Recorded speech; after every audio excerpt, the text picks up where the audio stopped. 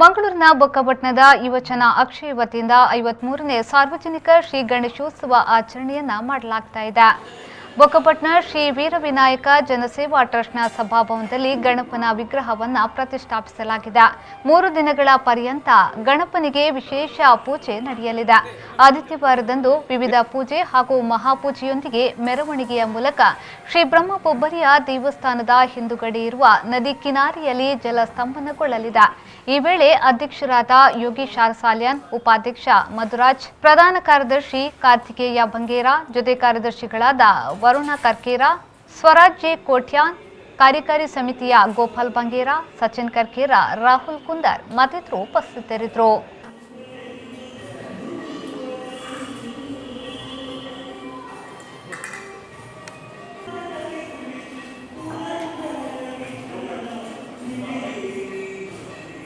ಯುವಜನ ಸಂಘ ಬೊಕ್ಕಪಟ್ಟಣ ಇದರ 53ನೇ ವರ್ಷ ಗಣೇಶೋತ್ಸವದ 3 ದಿವಸ ಕಾರ್ಯಕ್ರಮ. ಪ್ರತಿ ವರ್ಷ 3 ದಿವಸ ಕಾರ್ಯಕ್ರಮದಿಂದ ಸ್ಟಾರ್ಟ್ ಆಗಿದೆ. ಕಳೆದ ವರ್ಷ ಮಾತ್ರ 1 ದಿವಸ ಮಾಡಿದ್ವಿ. ಈ ಸಲ 3 ದಿವಸ ಸರಳ ರೀತಿಯಲ್ಲಿ ಮಾಡ್ತಾ ಇದ್ದೇವೆ. ಅದೇ ಪ್ರಕಾರ ನಾವು ಪಾಲಿಸ್ತಾ ಇದ್ದೇವೆ.